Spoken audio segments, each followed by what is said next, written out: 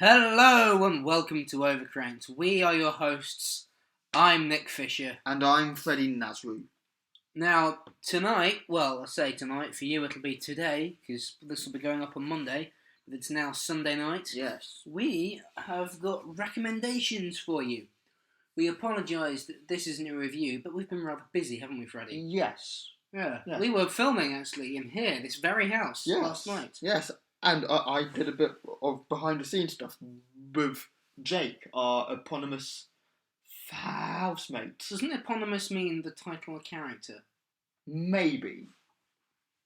Well, Our other. maybe there's a piece of fiction about Jake, so he would be the eponymous character of that, Yes. if that's the word. It Yeah. might not be. We've been busy, so we haven't had the opportunity to sit down and watch something together No. that we could discuss. We are going to do Stranger Things when we've got the time. Yes. And that will come. It will. And we should do Matrix at some point. Yes, definitely. And then, of course, we could do something like Star Wars or Jurassic Park or Indiana Jones, but we want to wait, because those are really obvious things to do. Yes. But, okay, they're some of the few things that we both know well enough to do an episode on them without having to watch stuff. But we want to see if we can do less massively famous things. And it's not as if Spectre or Mission Impossible are super famous. Yeah, okay. Well, we're trying to... yes, Mission Impossible, yeah, they're very well known, but they're not quite as iconic as Star Wars. So we're trying to delay, and we haven't done anything that week, and we decided to do Mission Impossible like a minute before we started recording, didn't we? Yeah, but it turned out okay. It did, and it gave us dun, dun, Dun dun. dun, dun, Dun dun. which has possibly been the best part of the show so far. Other than your Possibly. beautiful solo episode. Oh, yeah. No thanks, just agrees. Yep, I'm... Mine's the phone. I thank you for that multiple times already. Freddie. I was teasing you. Yes, I'm just trying to be witty because of what we... Excellent. That's all. I'm just trying to be So- witty. Do you want us to cut this out? This particular exchange, yes. Excellent. 6 minutes, excellent. Right. Okay. Right. What do we? Oh yeah. What did Freddie? Yes. Well, by the way, guys, we've got books, films, and TV shows to recommend. Yes.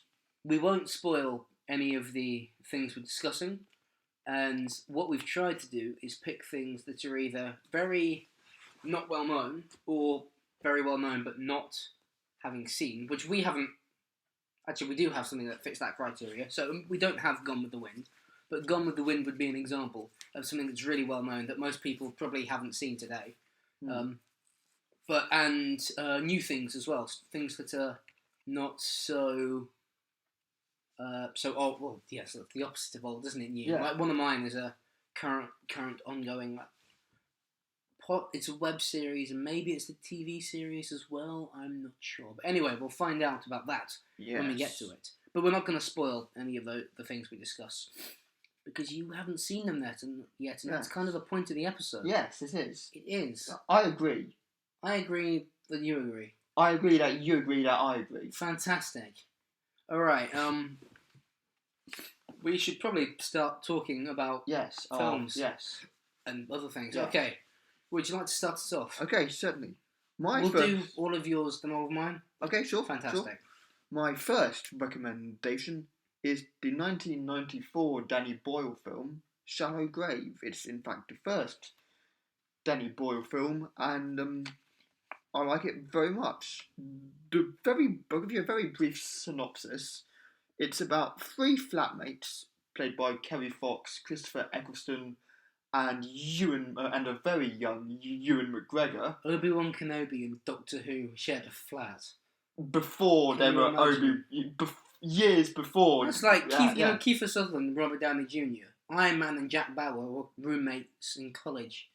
Yeah. It's a thing of beauty. Yes, so those three find their new flatmate, played by Keith Allen, no less. The Sheriff of Nottingham. Yes. Brown bread. Right. Dead, with a suitcase full of money on him. And it's basically a case of what do they do with the case and how do they dispose of the body. That is the. Is it a black comedy? It starts off as that, and then it develops into quite a edgy thriller. Okay, it kind of sounds. You seen The Big Lebowski? Yes. Kind of sounds sort of like that. Like you've got sort of everyday people getting involved in getting in things that are slightly in. Well, they're in over their head and they're getting involved with, I'm guessing, organised crime. It sounds a little bit like that. Yeah. I don't need to say too much because it's a very twisty-turny type of film. It sounds like you say a big plot point is a bag of money. It sounds like a much better version of one of Danny Boyle's later films, Millions. Have you seen Millions? Yes, I have. It's not good. It's all I know. I saw it and I was like, I think it was 10 when it came out in the cinemas, but I saw it when it was new, and I don't remember enjoying it much. I don't think. Ah, okay. Did you like it? How old were you when you last saw it? About 12 or 13. Yeah. I saw it at school. We were reading the book. Oh, right. Yeah, so we watched that after reading the book. Looking it good? Books. I can't remember the book. I remember the film more. It's got James Nesbitt in. Oh, is he the dad? Yes. I'm Mr. Hyde, for God's sake. Show a little respect. Yes, that. How the hell was that an Irish accent? I'm very tired, don't judge me. Or do. Right. Actually, if you listen to this crap, you're in. No, slap me, Freddie. Really? I'm tired and disoriented. And worn out and hungry. And how hard do you want this to be? You're not actually going to slap me, are you? Go ahead. Make my day. Come on. Wake up. Right, there we go. Throw coffee in my face. No, feed me coffee. Is that what you do? Well, you seen the Red Dwarf where they feed Crichton? I've seen every episode of Red Dwarf. I haven't now. For the first time in many years, I haven't seen every episode of Red Dwarf. I don't like that. Well, I say I've seen every episode of Red Dwarf. I did fall asleep halfway through the film, but that's because I was watching it about 2 a.m. one night. That was one of the new ones, right? Yeah. Basically, I was up for the first scene, which wasn't bad, I'll be honest, and then I fell asleep and woke up about 30 seconds before the end, where there was Rimmer, who was basically become a kind of 5-headed arachnid type thing. Sounds like pretty standard Red Dwarf, doesn't it? And then it ended, so I have no context on which to judge that particular episode. Sounds just very normal for Red Dwarf. I saw the new one I saw the first one where they go to a time where technology's outlawed and it's kind of like Prohibition era America, and I think it had one good joke, which was that the prostitutes selling physics. Oh, and the joke about Rimmer said something about calling Lister not human, which he does all the time, which I thought was funny. But yeah, in the 2 new Red Dwarfs I've seen, I thought the prostitute selling physics was funny, and what I saw of the episode where they talked to the universe was utter shit, wasn't it? The first bit with a kind of other Crichton type thing wasn't I think terrible. That was underused. Like I thought they were gonna do when they got to other Crichton's ship and you found out all the crew was dead. I thought they were gonna do what when you first meet Crichton in the show, you think that he's killed his crew, and in fact they just died in an accident. I thought they were gonna have it so that this guy had killed his crew. Oh, okay. But irrespective of what I thought was going to happen, I did not think it was a good episode. I haven't seen the others. Ah, yeah, I did. I will. Yes, excellent. Well, it's probably fun. Yeah. Anyway, shall we get back to the episode? We probably should. Yes. Well, Shallow Grove. Yes, Shallow Grave, and that's pretty much all I feel I can say without giving away things. Okay. So, secondly, something that I absolutely adore. I know what this is. I really think it's brilliant. Which is the original Italian Job with Michael Caine, Noel Coward, Benny Hill. Who else is in it? That's pretty much it for big name people, I think. Yeah, definitely those three are the biggest names in it. It's a 1960s crime caper. Heist film. It's probably the most patriotically British film I've ever seen. It's funny. It's got good humour, good laughs, good songs.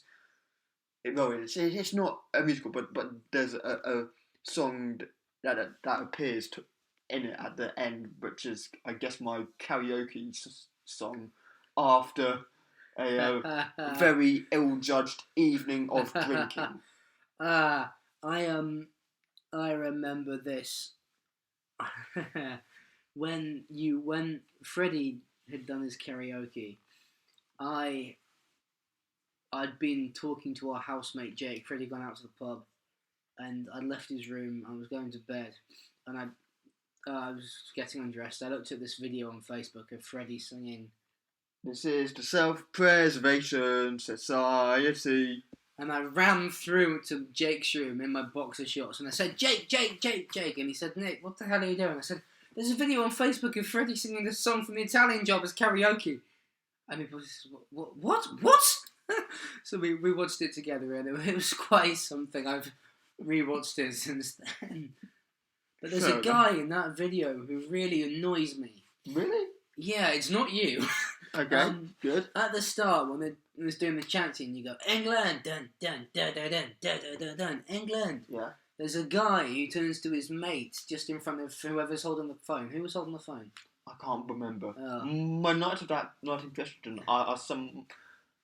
My memories of the night in question are somewhat hazy. There's a guy who just says to his mate, I think he's saying England, mate, and thinks he's being really funny. Okay. And I hope he got stabbed when he left the pub that night. Because I don't like people poking fun at my friends. Unless it's me. Okay. Right. Yeah. I've been sitting on that for like a year. Yes. How long ago was it you did that? About a year now? It was certainly before October Christmas. 2015. So over a year. Yes. It's been bothering me for a while. Yes, but plot-wise, it's about Michael Caine, who gets just recently released from prison, and he decides to do a bullion job in Italy with 3 Mini Coopers, and some quite interesting shenanigans occur. Yes, that's... When he's released from prison, is he wearing a dinner jacket? Because Danny Ocean is released from prison wearing a tuxedo with the tie undone and his open neck, and it's a thing of beauty. I've never seen the Italian Job. I started watching. No, wait, no, I have seen some of it. Sometime when I was in sixth form, I caught the end. So I caught the chase and I caught the ending, which is quite quite a shame. short. But I knew it ended something similar to that because of something I'd heard years ago, just a comment made by a school teacher, actually. He was talking about the film in the lesson. He was a great teacher. Excellent. He's got good taste. I like him. Oh yes, you would like Mr. Herbert. His son is the guy who we bumped into at uni a while ago. Yes. The one who looked at me and I said, sorry, I thought you were someone I know. Yes. Right, the Italian Job. Yes, it's for the Italian Job. Okay. Third is my only novel on the list. You should have just said my only novel. People would think, is he an author? If so, what the hell's he doing in this idiot doing a podcast? Train Spotting by Irvine Welsh. It's of course it's basically about heroin addicts in Edinburgh. That in the late 80s, it's very visceral, real. You know, it's written in Scots, which may put some people off, but I think it just enhances the world where the book's set. It, of course, the film made in '96 is, of course, based on parts of it, because it's not really a coherent story in the book. It's more episodic, if that makes any sense. but it's very well written and a very enjoyable read. I just hope you're not afraid of swear words, because there's quite a lot. Yeah, that's yeah. All right. Do you have any? Yes, I do. The Prisoner, starring Patrick McGowan. Oh God, yes. I haven't seen this. I'm hoping to get this on DVD for Christmas. Ah, yes. It's Talk about The Prisoner. I want to know. Don't tell me too much. No, of course not. Or our listeners. It's basically about a guy who resigns, played by Patrick McGowan, and then he gets kidnapped, and then he wakes up in Port Merion, but not as Port Merion. It's known as the village, and he's basically trying to get back to London. It's quite political, it's trippy, it's very good, it's clever, it's engaging, it's, yes, very good fun. Well, fun may not be the right word, but it's Does that make sense? You've got to think. I know three people who have seen a decent amount of The Prisoner. You're one of them. And no one has been able to really describe it. Yeah, it's difficult to describe. Someone really I know who has seen it said to me, I said, I was thinking about having a look at The Prisoner, and they said, yeah, I've seen that show, and I don't know if it was aliens keeping them there or anything. I don't know if it's aliens. I don't know if that's a spoiler. I think she was just saying that because it was the most obscure thing. It was the most obscure reason for him being trapped there that she could think of. Because I know it's sometimes thought of as science fiction and sometimes not. It's kind of science fiction. It's kind of political drama. It's kind of it's a mix of things. Thriller. You know, there's 1960s espionage thrillers. There's a bit of that kind of. Okay. Like Spy-Fi. That's not sort of like The Avengers and Man from U.N.C.L.E. That kind of thing. Not to that extent, no. Okay. Yeah, it's very 1960s. Okay. It's good, but it's difficult to describe. Very good, but difficult to describe, rather. Like bacon? Yes. The Prisoner is the bacon of the television world. Definitely of the 60s. Jake will love that. Yes, he will. And for the 70s, I'd really go for The Sweeney. I don't know much about 80s or 90s TV, so... Well, the 90s was when TV got really good, because that was when The X-Files came along, and I believe The Sopranos started in the late 90s, didn't it? I'm not sure. Yeah. I haven't seen The Sopranos, but I know it's very highly thought of. Okay, yeah. My list. Have you seen, Freddie, any films from Hammer Studios? I've seen the first Dracula. Oh, you have? Christopher Lee. Yeah, me too. Yep. That's the only film I've seen by them. Well, I've seen a few Hammer films. Okay, the woman in Black with Daniel Radcliffe, that's from Hammer, but I think they went away. I don't know if they shut down production, and have now returned. But in their sort of boom in the late 50s through 70s, less in the 70s, they turned out some real gems, and I've seen 4 of their films, all horror films, or mostly horror films, and 3 of them are pretty great. One of them not so much, but I've seen the first 2 Hammer Dracula films, the names of which I can't remember because they're all The Horror of Dracula, The Terror of Dracula, Dracula Prince of Darkness. That might be the name of the second one, Dracula Prince of Darkness, but they're very good. They've got Christopher Lee, as Freddie said, as Dracula. And they haven't... Yes, they've dated a little bit, and they're not as scary as... They were seen in Britain at the time. They were given, I suppose, the equivalent of an 18 rating. They were R-rated or X-rated, I think. There are posters with Christopher Lee on saying this film is... I think it was Certificate X. Yeah, it was. And they were considered really terrifying things. But if you watch them, they're not funny. They're not they're not the case that they're so bad they're funny, but they're not scary. But yes, they're not so melodramatic that they come across as funny. They're good.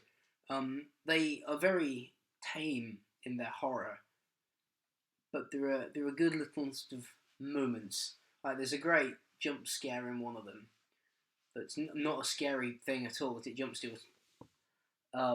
So they're put together with some sort of sense of vision. But I enjoy them. I've seen the first two Dracula films. The second one is sort of a classic horror sequel. Dracula dies at the end of the first one, and then a new set of characters turn up in Dracula's castle, and we meet a character who is completely new, who is very clearly evil, and wants to bring Dracula back for whatever reason, and in real horror sequel form, introduces a new element into the monster lore that wasn't there in the first film, and uses that to resurrect him. Well, Christopher Lee has no lines in that film. Any of the other Dracula films. He only speaks in the first Dracula film. I've also seen The Nanny, which is so good, I sort of forget it's a Hammer film. When I tell people about it, I mistakenly refer to it as one of Hitchcock's, and that was made in the '60s, and it's about a sort of middle class family or a couple whose son at the start of the film is released from a children's mental hospital for possibly murdering his sister, and his parents, they live in an apartment, and the whole film is, or just about the whole film, is set in this one apartment. And the little boy spends the whole film saying, I don't like Nanny. His parents have got this maid who is also his nanny.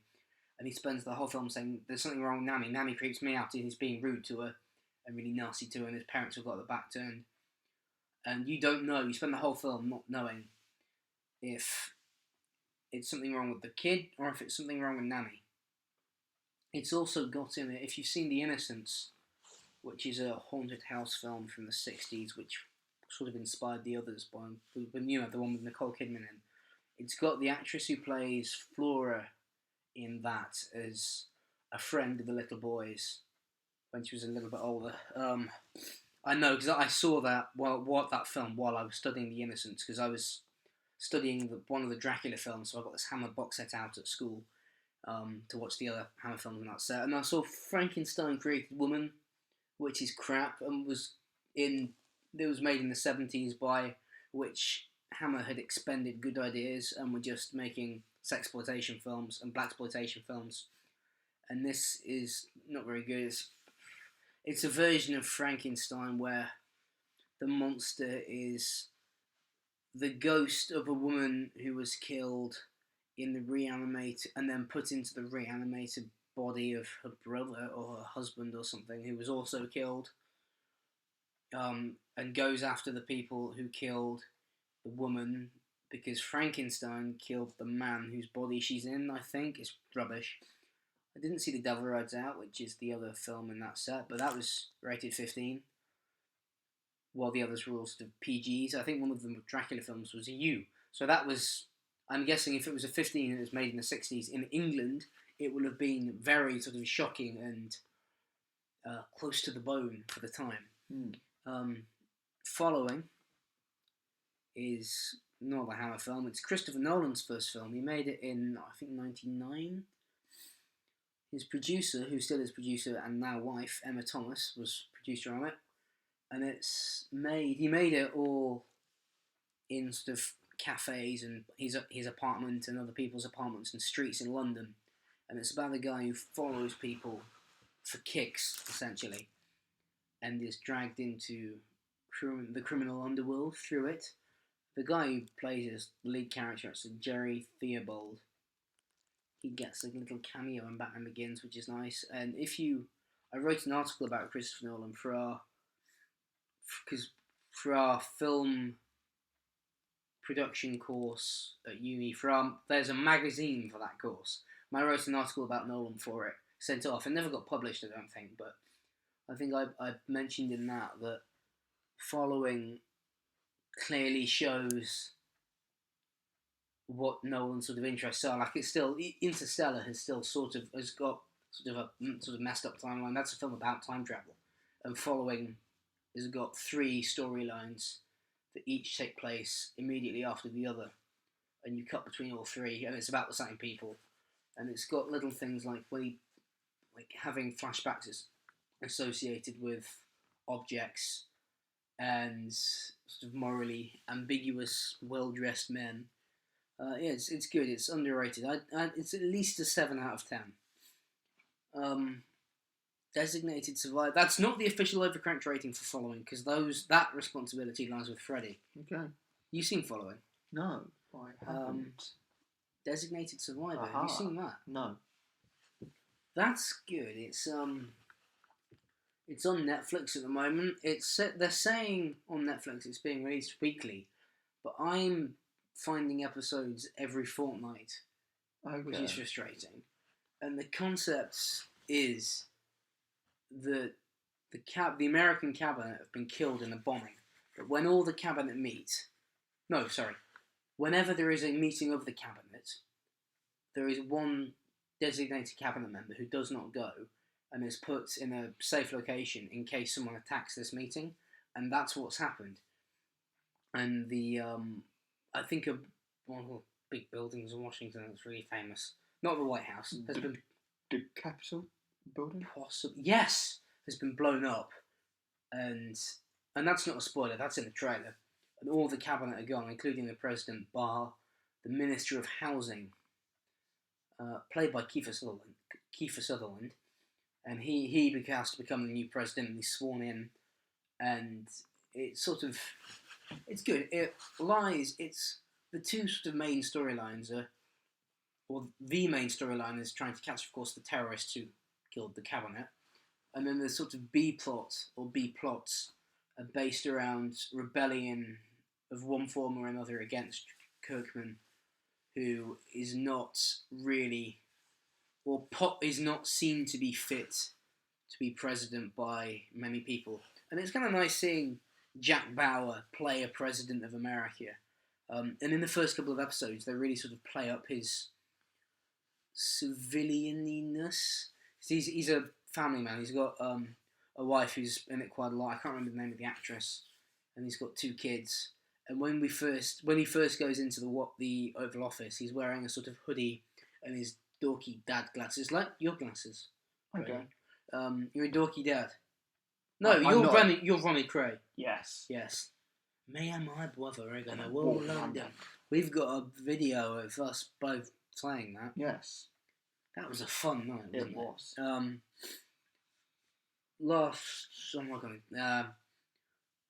Last recommendation. Carte Blanche is, you know what this is. I do. It's a literary Jeffrey Danvers. Jeffrey Devers.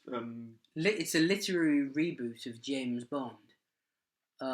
So it's a reboot in the novel universe, where I think it's set in 2011, whereas Fleming's stories are set in the 50s and 60s, and if anybody listening reads Fleming's books, it is quite similar in the way that he goes into detail about the same things in Bond's life that Fleming does. Like, he focuses on food and clothes and Bond's fantasies about women and Bond's car, and it's good. It's got a level of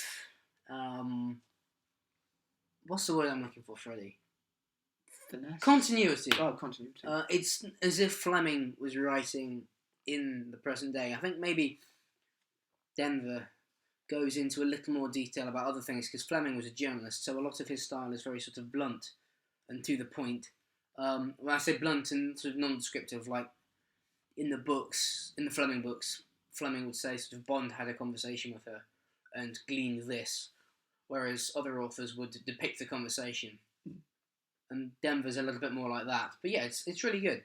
I'm reading it at the moment. I'm over 100 pages in, and it's a 400-page book, I think. Yeah, if you like the Fleming books, it's definitely worth a read.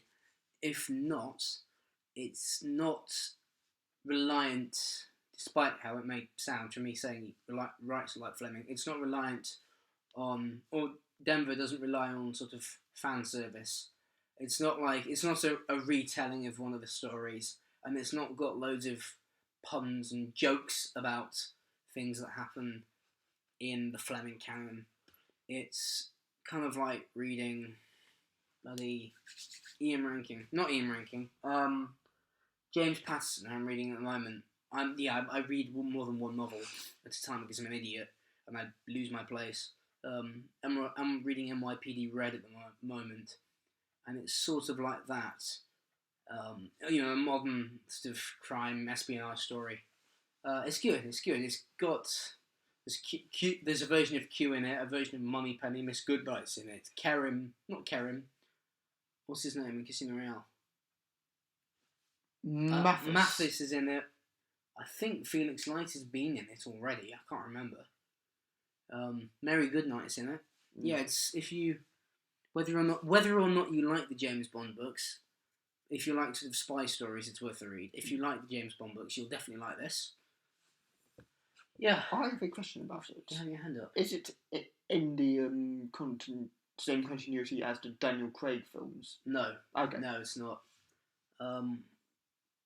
Oh yeah, of course, because Mathis dies in Quantum of Solace, so it's going to be live in 2011. Yes. And that's set in 2005, isn't it, Quantum of Solace? 2006. Oh, right, yeah. Sorry, because it's just after Casino Royale. Yeah. I saw that last weekend, and it's nowhere near as bad as I remember it being. No, it's not. Yeah. It just looked on poorly because it's preceded by what I think is the best Bond film ever. I think it's certainly a contender. That's pretty great. Goldfinger. GoldenEye, The Spy Who I don't Loved think Me. Goldfinger is... No, I don't think GoldenEye is quite up there with Goldfinger and Casino Royale. No. GoldenEye is my favourite Bond film, I think. But I don't think it's at the same standard as Casino Royale. Same From guy. Russia with Love. Bloody Martin Campbell. Yeah. It's definitely not as good as From Russia with Love. Yeah. That'd be From Russia with Love contender might be as the well. best, actually. It's definitely a contender. It's the best book of the first 5 Flemings, which are the ones I've read. Yeah, they're good stories, aren't they? I can see Moonraker in your room right here. Yes. I read that last Christmas. I flew through it because it doesn't. That's interesting. Moonraker does over 100 pages, takes place across one evening. So because in the story not a lot of time passes, it feels like not much time is passing when you're reading it. But it does go on a bit, Moonraker. Toward the end of that 130-page section, that's all across like one afternoon, and then most of it is one evening. That evening, set across a bridge game. Yeah, it's a good book. Not the best Bond book that I've read. I've read 5. I think From Russia with Love's probably the best, and I think Live and Let Die is very good. Are we done? Yes. Okay. I think so. Thanks for listening, guys. Yes, thank you for listening. We'll see. It's Monday now for Yes. you, so we'll see you on Friday for the news. For the news, yeah. Yes. We'll record Thursday because we might record next Thursday because I will be away for Summer Friday next week. So yeah, we might record Thursday, so we might be like a day behind on the news. Yes. But yeah, we'll see you then. See you on Friday. Have a good week. Yes. Have a good week. Thank you for listening. And yeah, see you on Friday. Well, yeah. Until we have a better way of saying goodbye. Goodbye. I was gonna go with dun dun. Never mind. Yeah. So goodbye. Yes. Goodbye.